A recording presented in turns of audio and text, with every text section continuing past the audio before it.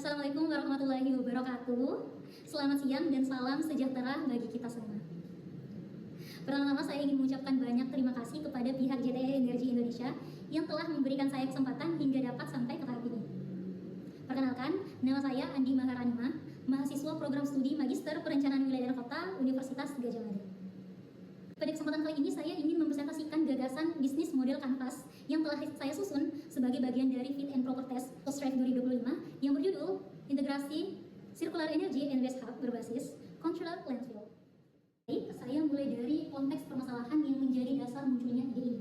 Dilatar belakangi oleh masalah kesampahan yang ada di Indonesia saat ini masih menjadi masalah serius bagi pemerintahan Indonesia itu sendiri. Adanya risiko lindi, emisi gas, bau, dan beban kesehatan masyarakat yang masih sangat tinggi.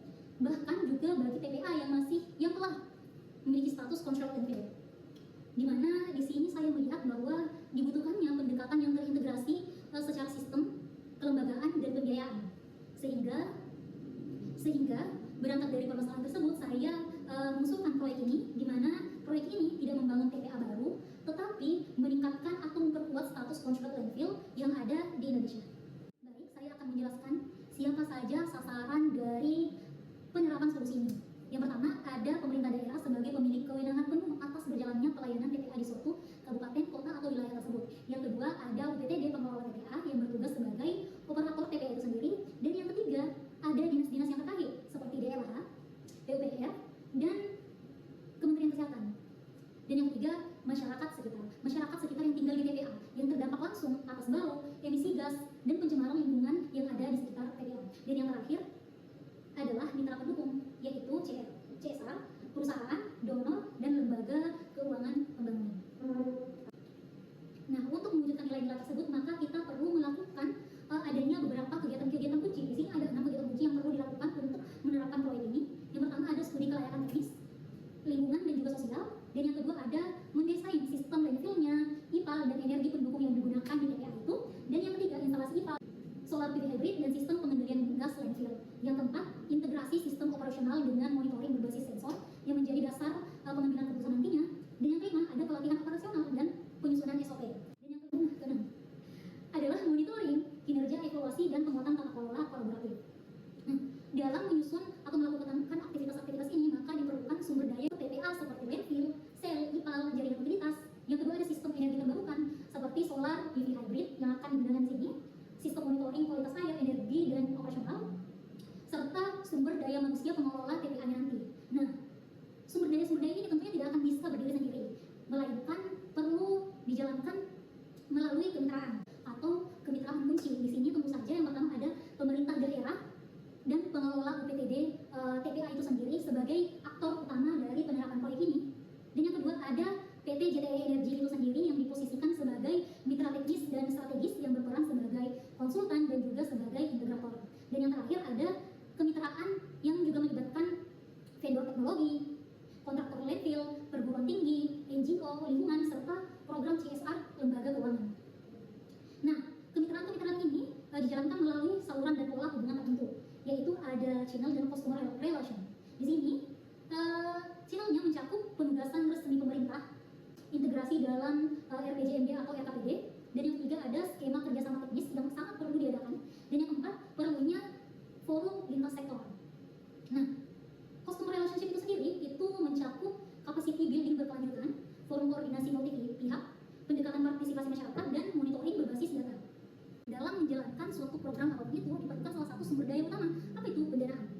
Di sini ada cost structure yang telah saya paparkan menjadi dua bagian. Ada capital expenditure dan juga operational expenditure. Di mana capital expenditure di sini adalah biaya-biaya yang dikeluarkan pertama kali mencakup infrastruktur dan juga studi kelayakan dalam membangun sebuah proyek TPA tersebut. Dan yang kedua ada operational expenditure. Operational expenditure ini ada mencakup operasional IPAL dan sistem energi, pemeliharaan, pelatihan SDM, edukasi publik, dan juga pelaporan kinerja yang pastinya dikeluarkan setiap bulan ataupun setiap tahun. Selanjutnya ada revenue streams. Ini akan menjawab nilai ekonomi apa atau nilai tambah apa yang akan didapatkan jika proyek ini berjalan. Nah, nilai ekonomi suatu proyek itu sebenarnya tidak hanya berasal dari pendanaan langsung atau direct benefit, keuntungan langsung. Namun, dalam proyek ini yang menjadi proyek jangka panjang dan pelayanan lingkungan, benefit-benefit itu sendiri dikenakan dengan indirect benefit atau benefit tidak langsung seperti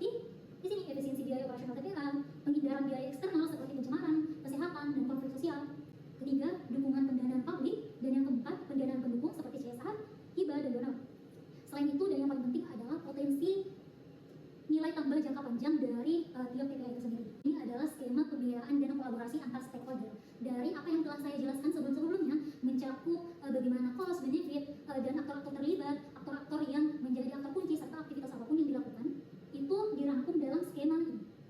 Nah, keseluruhan skema ini dijalankan melalui kolaborasi multi pihak. Ini menunjukkan skema pembiayaan dan kolaborasi antar stakeholder sehingga proyek ini dapat dijalankan. Di sini pemerintah daerah berperan sebagai pengarah kebijakan dan pemilik kewenangan, sementara UPTD sebagai pengelola operasional. Pendanaan sendiri berasal dari kombinasi antara APBD, dana hibah, APBN, dan sumbangan CSR. Di sini terdapat JPA Energy sebagai supervisi, technical advisor. JPA Energy ini adalah penghubung antara pengelola TPA itu sendiri, bahkan juga antara vendor teknologi. Selanjutnya di sini ada keterlibatan dari perguruan tinggi, NGO lingkungan yang berperan nantinya sebagai pengawasan sosial, penguatan kapasitas, dan bagaimana keberlanjutan proyek.